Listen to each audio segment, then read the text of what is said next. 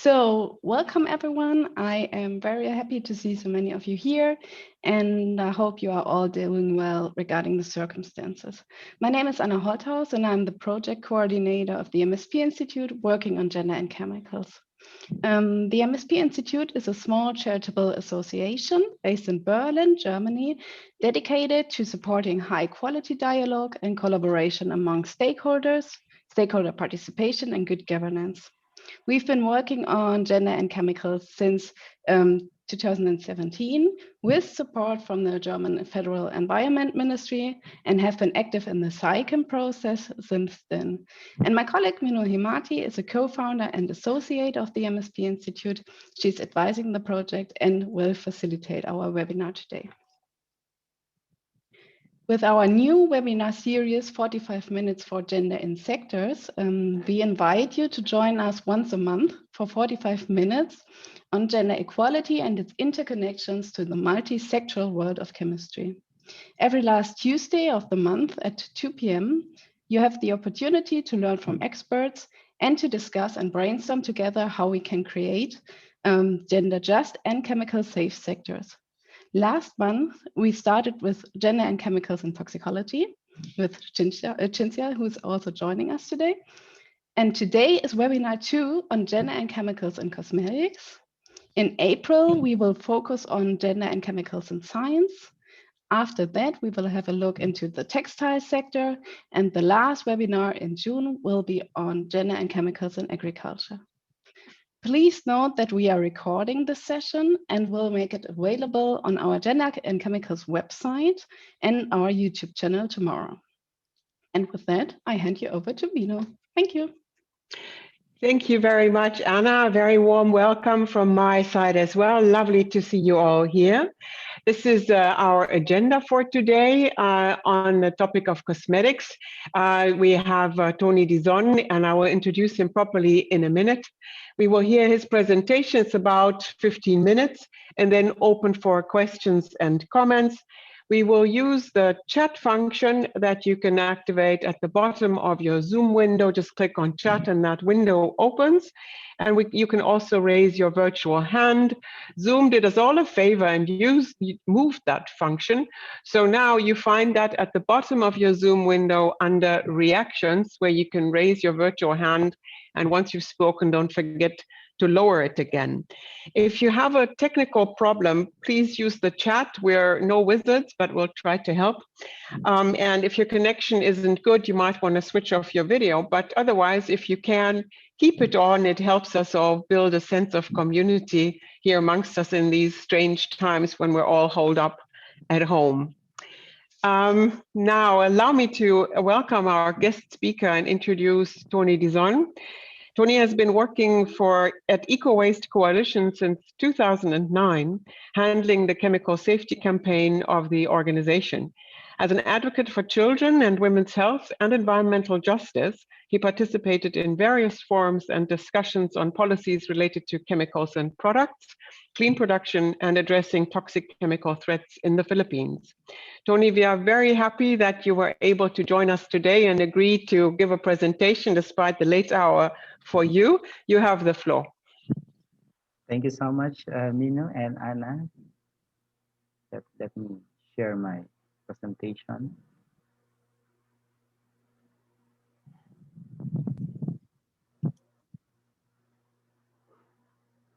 Okay. Good morning, good afternoon, good evening. Let me start by thanking the MSP Institute for the opportunity to take part in the 45 Minute for Gender webinar series. We are really excited to share with you our experience in campaigning against mercury-containing skin bleaching, lightening, or whitening cosmetics to protect women's health and the environment. Before I proceed my presentation, let me introduce to all the Ecowaste Coalition in a nutshell. Ecowaste Coalition is a nonprofit environmental health network of over 140 public interest groups. We are guided by our vision of a zero waste and toxic-free society where communities enjoy a safe and healthy environment. We work with the government, industry, civil society, healthcare sector, consumer protection groups, and other stakeholders to advance our mission. Founded in 2000, it is now on its 21st year of service for public health and the environment. The objective of this presentation is to share our work in protecting women's health and the environment from mercury pollution by promoting compliance to the ban on mercury in cosmetics and promote uh, acceptance of our natural skin tone as the cheapest and safest way to avoid exposure from harmful chemicals like mercury in skin whitening cosmetics. Skin whitening, also known as skin lightening or skin bleaching, is a huge thing in the Philippines and in many parts of the world. You will find a wide array of products such as creams, lotions, soap, capsules, and even intravenous products are sold to whiten arms, body, face, teeth, underarm, and even vaginal lips. So why some Filipinos prefer white skin tone over our naturally brown skin? To understand the phenomenon, last year, the Ecowaste Coalition conducted a survey among its members. Here are the top 12 answers as to why skin whitening products are widely sold and consumed in the Philippines. Number one, white skin is beautiful. White skin is attractive because it can be seen on TV, movies, and commercials. This is due to colonial mentality because it is rampantly sold in the market. White skin is clean to look like an actress or beauty queen. Also, it's a personal choice. It looks younger when the skin is white. White skin symbolizes a better status in life. White skin gives more confidence to oneself, and because it is the trend. To many, white skin is considered a ticket to a successful relationship, life, and career.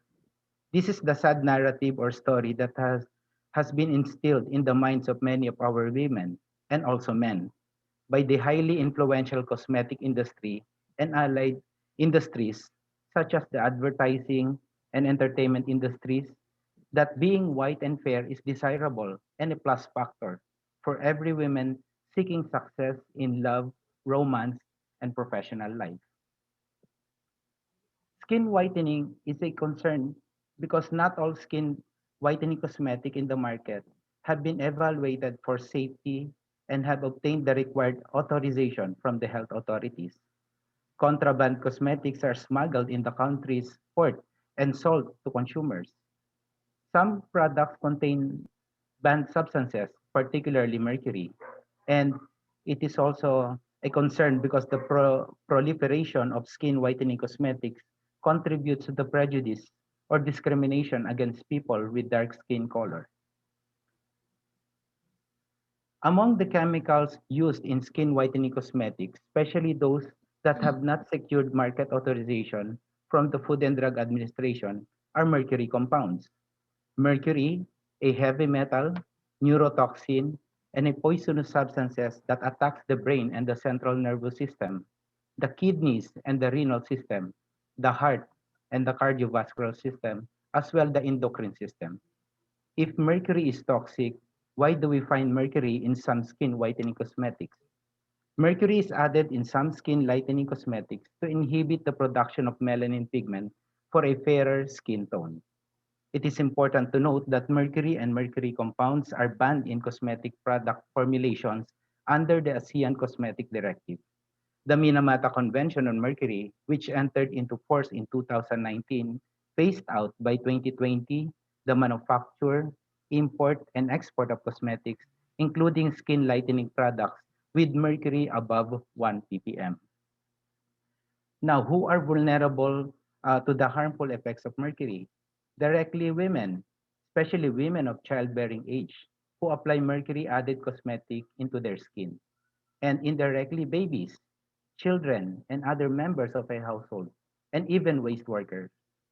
The use of mercury-laden skin lightening cosmetic by pregnant women, nursing mothers, and nannies is of utmost concern as developing fetuses are not spared as mercury can cross the placenta during pregnancy and affect the developing brain and nervous system, causing cognitive development problems. Fetuses, infants, and young children are susceptible to mercury toxicity. So what are the health effects of mercury exposure in cosmetics? As you can see in the slide, skin rashes, discoloring, and scarring are some of the visible effects of exposure to mercury in cosmetics, which are also result in reduced skin resistance to bacterial and mycotic skin disorders. Mercury is also known to cause damage to the brain and central nervous system and to the kidneys. According to the World Health Organization, pregnant women who consume fish containing methyl mercury transfers the mercury to their fetuses, which can later result in neurodevelopmental deficit in the children. Can non-users get exposed to mercury skin whitening cosmetic? Yes. The mercury in facial cream can spread from the hands of the person using to the things he touches. It can also get into the air and get inhaled by anyone in the home. Can mercury containing skin whitening cosmetic harm the environment? Yes. The mercury in cosmetic can further spread into the environment when their containers are disposed of, mixed with ordinary trash, landfilled, or incinerated. According to UNEP, Mercury in Products and Waste 2008, when products containing mercury are discarded into the general waste stream, the mercury pollutes the environment in waterways, wetlands, and the air, and endangers people both locally and globally. Mercury in cosmetics can also get into the wastewater and pollute the food supply. The mercury in cosmetic will eventually get released into the wastewater when a user washes his face to remove the product from the skin. In a study by the World Health Organization in skin lightening products, mercury in soap, creams, and other cosmetic products is eventually discharged into wastewater. The mercury then enters the environment, where it becomes methylated and can enter the food chain as highly toxic methyl mercury in fish. Where are mercury containing skin whitening cosmetics sold? Our sustained market investigations shows that trade in contraband skin whitening cosmetic laden with mercury is common, especially in cities which are centers of commerce. The illegally imported products are often sold in stores selling Chinese medicines and in stores selling beauty products and herbal supplements operating in shopping malls. Data from the Ecowaste Coalition's report Beauty and the Risk indicate that mercury-added skin whitening products are being sold in 50 cities across the country. Out of the 355 samples bought and screened for mercury, 316 samples representing 67 brands have mercury above the trace amount limit of 1 ppm. Some of the contraband goods are also being sold online. Last month, the Ecowaste Coalition released a new report that reveals the unlawful trade of mercury-containing skin whitening cosmetics through online shopping and social media sites. As you can see in the slide, we bought 65 samples from online dealers using a handheld X-ray fluorescence device. We detected mercury above the trace amount limit of 1 ppm in 40 samples, of which 38 had mercury in excess of 1,000 ppm, 25 with over 5,000 ppm, 19 with more than 15,000 ppm, and 5 with mercury above 25 ppm. And the sad part, none of the 65 samples are duly notified or registered with the FDA. Now, which skin whitening cosmetics contain mercury? Since 2010, FDA has so far banned over 135 skin whitening cosmetics, mostly facial creams, due to their mercury content. Some of the banned products that are still sold in retail stores and online uh, and or online are the following: Alki Day and Night Whitening Cream, Collagen Plus Vitamin E Day and Night Cream, Peki Herbal Extract Whitening Cream, Golden Pearl Beauty Cream, Gori Day and Night and Beauty Cream, Jowli Miraculous Cream, and Zitang Whitening Day and Night Cream. So how is our campaign carried out? First, we conduct test buys in Metro Manila as well as in the provinces. We screen products both using a portable X-ray fluorescence device. We use the data generated to raise public awareness through the mass media. We reach out to national and local government agencies to encourage them to act. And we work with city mayors and councilors in getting ordinances adopted. Now, what are the campaign outcomes of this campaign? Over 135 mercury-containing skin whitening creams banned by the FDA, including 80 brands discovered by the Ecowaste Coalition through periodic market surveillance and XRF screen activities. Also, city authorities have responded to reports lodged by the Ecowaste Coalition, conducting random inspection, confiscating non-compliant products, and filing ordinances banning mercury-containing cosmetics. We even elevated the illegal trade of mercury-added cosmetic as a public health issue through media outreach and stories. One example is the Refinery 29th episode of Shady, entitled Why People Risk Their Lives to Bleach Their Skin. It reaches over 6 million views as of this day. One question now is to how do you prevent yourself from being harmed by mercury in cosmetic? The best way is to take pride in your natural skin tone. If brighter, fairer, or whiter skin tone is really preferred, opt for mercury-safe products that are authorized by the FDA. Insist on your right to truthful information, including full disclosure of products' chemical content, and carefully read the product label, including ingredients, and reject products with zero or incomplete label, or with information in foreign characters.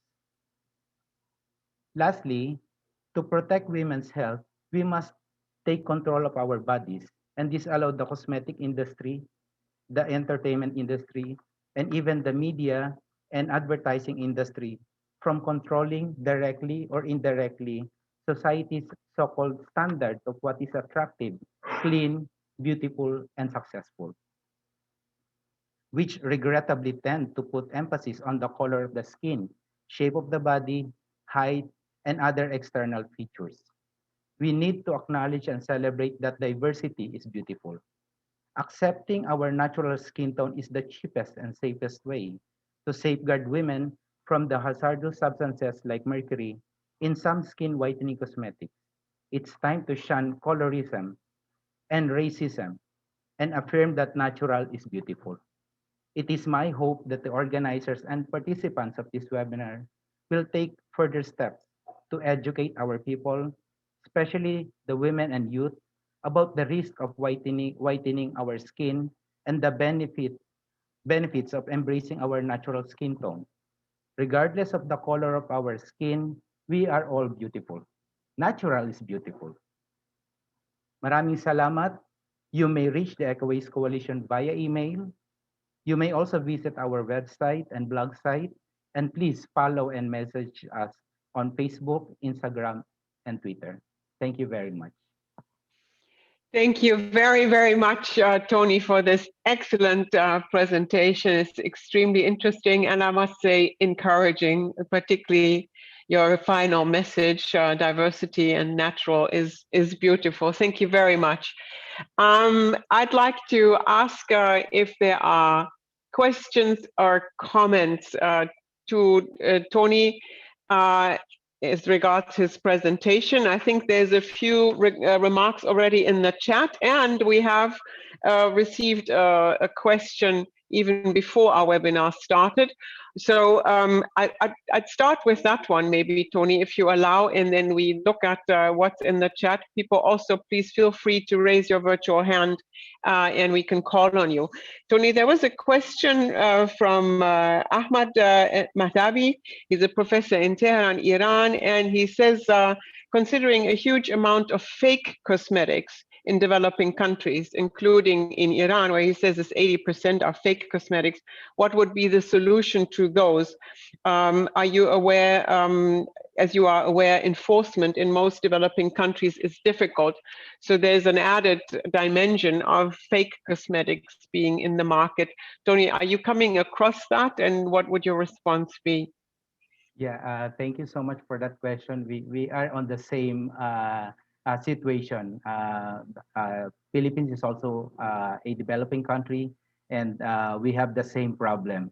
Uh, we really need to, one, of course, really raise the awareness of the public, the consumers, since they are the user, the end user.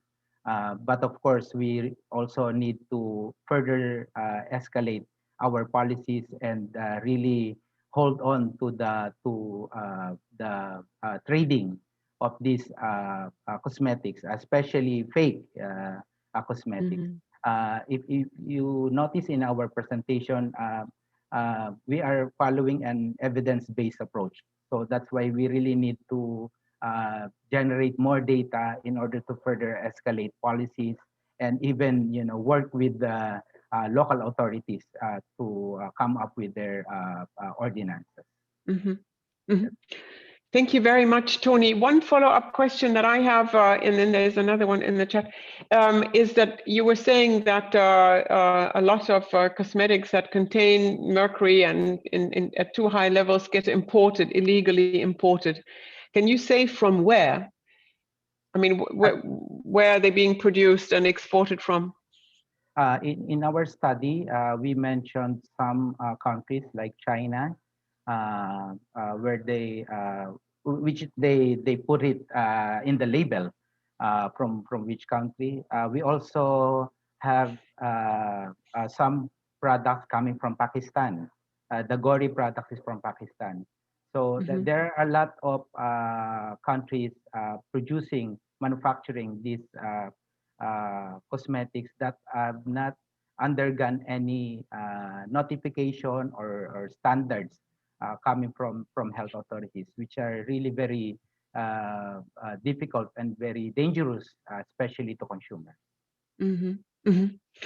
Thank you very much. I see you know pretty much everything about this topic. So let's see if there's any more questions. Yeah, there's a question in the chat from Ahmed, another one. Are mercury in cosmetics included in the Minamata Convention? Does the Minamata Yeah, Convention cover this? yes, yes, Yeah? yes. Yes. It is included. That's why here in the country, in the Philippines, this has already been regulated and already banned, especially the use of mercury above 1 ppm. Mhm. Mhm. Thank you. Thanks very much. I'm wondering if I missed anything, or is there another question or There is comment? a Yes, Nino, there's a question. What are chemical pollutants in whitening skin cosmetics? Which is number one, of course, is mercury. Mm-hmm. We also found some other chemicals, but most of the products are one is mercury uh, uh, ingredients. Mm-hmm. Lead, there are some, but we still need to really back up our further investigations. We found lead in some lipsticks.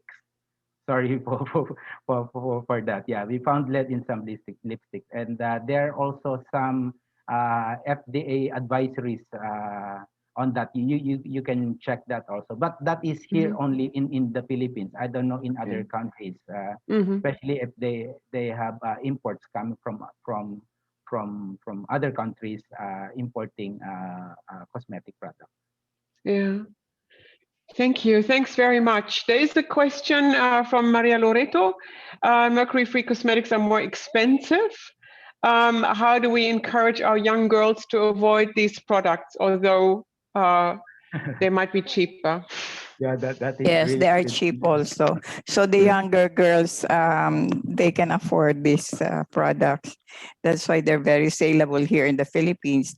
The more expensive products are also the branded and mercury-free products, which Mhm. probably can be accessible to older women who already have their good income to afford these products. Yeah, I see. I agree to that. Also, there the middle and lower income group are really the most Vulnerable. susceptible, vulnerable for Mhm. this product. Of course, it's a culture, it's a colonial thing. Uh, especially if they watch it on TV, you know, they see it in newspaper.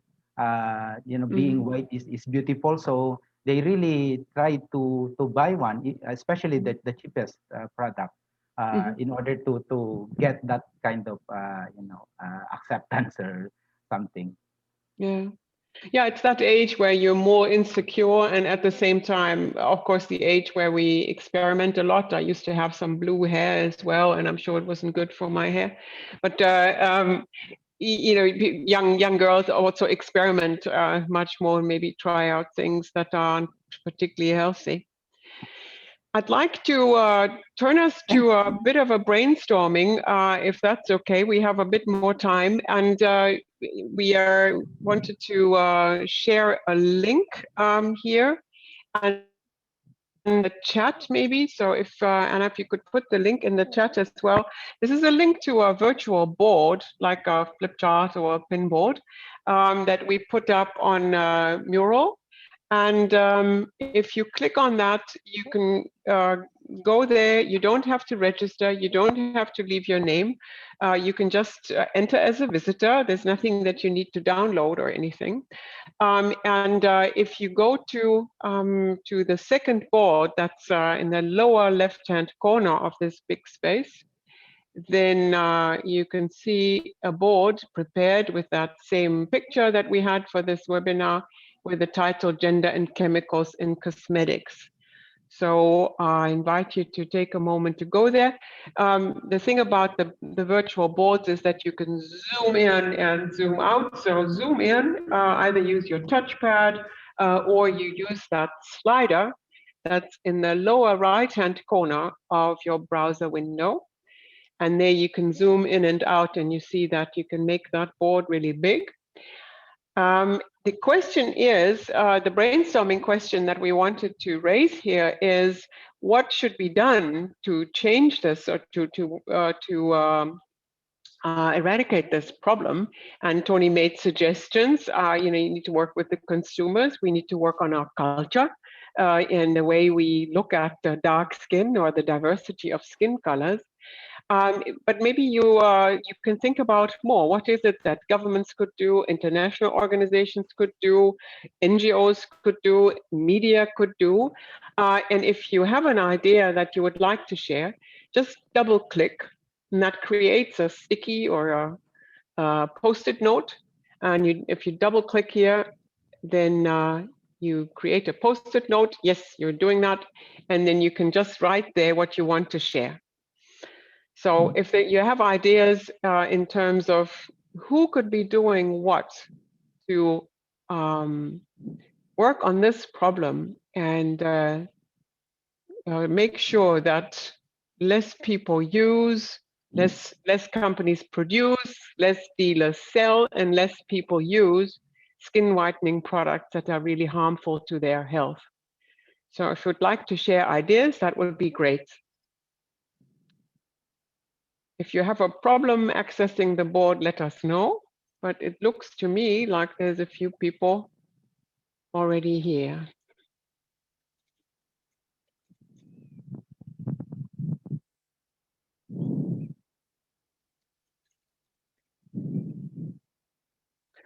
And when you leave a note, if you leave your name with it, we know who wrote it, but otherwise, of course, we don't. So just do as you wish. We're collecting these and also make this available together with the documentation of this webinar, together with the video and Thony's presentation. And we'll use it for the lobbying in the SAICM process. So if you have ideas on what those who are in SAICM, the governments, the industry, the IGOs, what they could do to address this problem, please do share.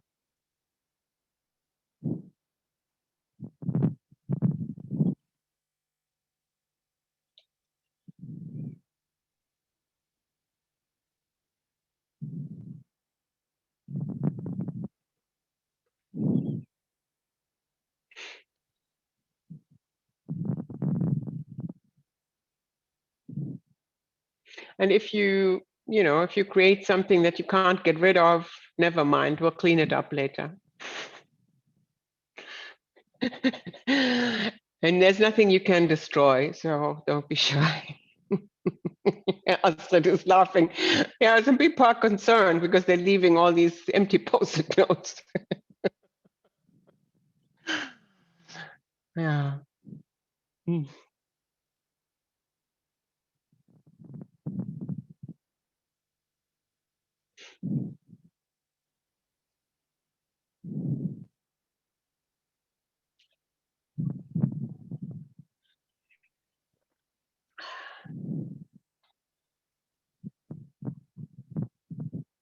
Okay.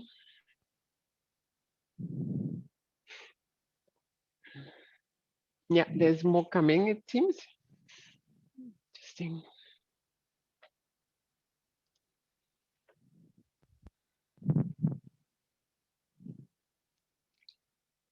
Mm-hmm.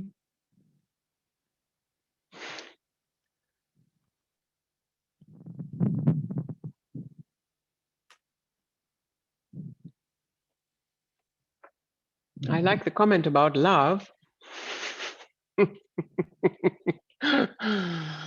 um,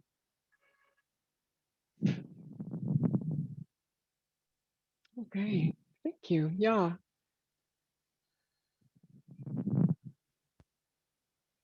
Mm-hmm.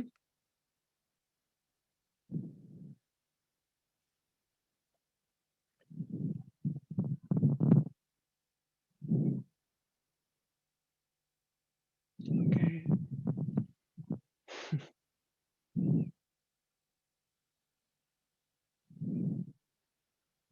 Yeah, work with the health authorities, the cosmetic industry, media.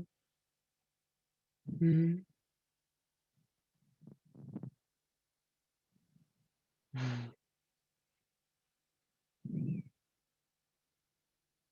Anything else that comes to mind?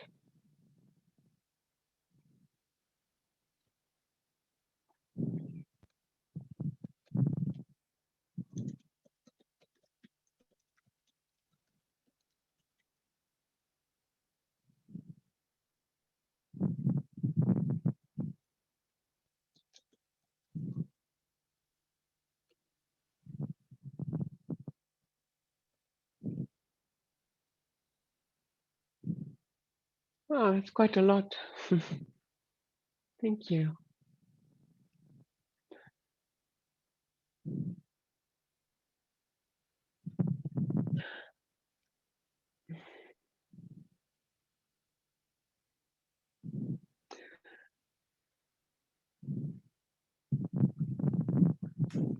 Then not sure what else is coming, but I'd like to ask Thony again, when you see these suggestions, maybe you would like to comment on some of them, because my impression is that you've really done a lot of work in the Philippines. You have a lot of experience in what works and how. So is there anything that you would like to share in terms of the experiences that you had with some of these approaches?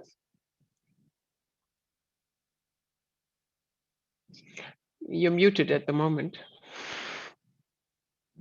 Yeah, I'm reading it now, and most of it we already done it few years ago. But of course, we still really need to continue raising the awareness. It is really very important, and really get the support coming from uh, uh, government or even industry. We really need to get their support one way or another. If we will be crafting a national policy on this, will be on the same room. So we better really get their support before that will happen. So that, Mhm. but for here in the country, we already got the support coming from the cosmetic industry. That's the reason why they even invited us to their events even online, to share our efforts, which is really very good. So we have a healthy cooperation with them. That's very good. Thank you. Did you see in the chat, Leslie is saying WHO is developing a proposal for the Global Environment Facility under Minamata Convention on skin lightening products. It would be great to collaborate. So Leslie, is there anything else that you would like to share? And Thony, you already know. And what is it that that project would do? Hi there. If Ellen Ruscombe's still on the line, she might be able to describe the project, just the outline for us. Thank you very much. Yeah, Ellen, are you there? I mean, maybe it's too early to share. I don't know, but is that something that you could talk about? And is there something that people in this group can do to support this? Hi, yeah. Everything you're saying is important. You have to do everything. This is going to be a really, really long, hard road. And in the Minamata Convention areas of products, this may well be the longest and most difficult area to make change in, because it requires massive social change, and we're up against a lot. The legislation enforcement of that is essential. Training of customs agents using handheld devices to check if mercury products are coming in or going out of the country. It's essential. Awareness raising and advocacy by ministries of health and environment is essential.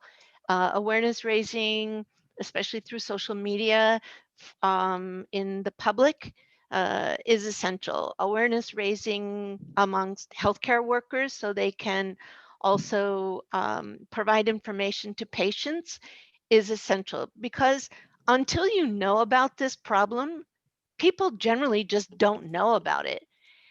And there's a very, very interesting study taking place now at Occidental College in Los Angeles, looking at among immigrant communities in a number of cities across the US, trying to identify the reasons that women in particular give for using the products, because we need to better understand, do people know, and if they knew, would they stop? And there has not been research in this area. So we don't have this quantified, and we need to better understand that with that information spread, would people really stop? You know, the major cosmetics companies, they do not produce products with mercury anymore. So the big area to tackle is small scale and cottage industry, home production. And it's just so hard to reach it. I mean, mercury, you can buy it on the internet. It's a commodity. It's super easy to purchase, but it's, you know, it's as easy to make the products without.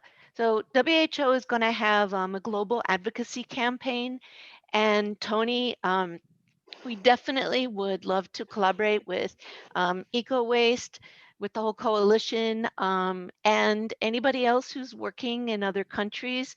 We have Amira on here from the US. She's already, Beautywell in the US is already engaged in the project. And you know, everybody is welcome to be on board, whatever you can contribute, whether it's a tweet or, you know, anything. Everything is good. Let 1,000 flowers bloom. So please let us know, you know, anything you can do to join forces with WHO's global campaign. Thank you very much, Ellen. Thony was nodding; he's ready to collaborate. And yes. I was about to thank Ellen for mentioning that. Actually, the hardest part of our long struggle campaign is addressing the gap of entering this product to our country. We really don't have any, power to do that. So really the best way is really to raise awareness, continue raising awareness, ensuring that the public will not buy these products, and at the same time enforcing policies just to ensure that all of these products will no longer be sold in any of our markets, and even in online. Yeah. Thank you very much. It really sounds to me like a concerted effort is necessary. And if we think about things like changing culture, it's quick to say and very long term to do. But this is really a symptom of a culture and values gone entirely wrong. If we're there to endanger our health for the sake of something that somebody calls beautiful. So I'd like to thank everybody, and I'd actually also like to maybe ask Ellen if we can include your call or some information in the documentation about this webinar. We usually put this online on our website. We have Thony's presentation, we have the video, we have some links. So if there is a link or something that you would like to share there, we can also put it there, and all. No link yet. The project hasn't started yet, so let us know when it does, because I think everybody who's here is happy to help and spread the word and be part of this effort.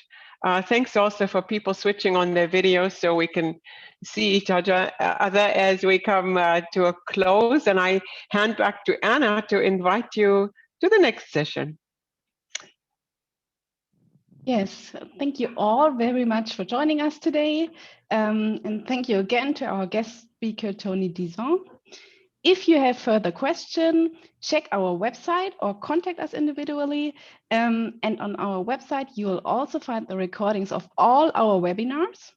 And tomorrow also the registration link for our next 45 minutes for Gender in Sectors webinar, which will be on the 27th of April on Gender and Chemicals in Science with Laura Norton, and she's the Senior Program Manager for Inclusion and Diversity from the Royal Society of Chemistry. So I think it will be very interesting, and you are all invited. We are looking forward to seeing you there, and I wish you now a very nice morning, afternoon, or evening. Thank you and goodbye. Stay healthy. Thank you very much. Thanks.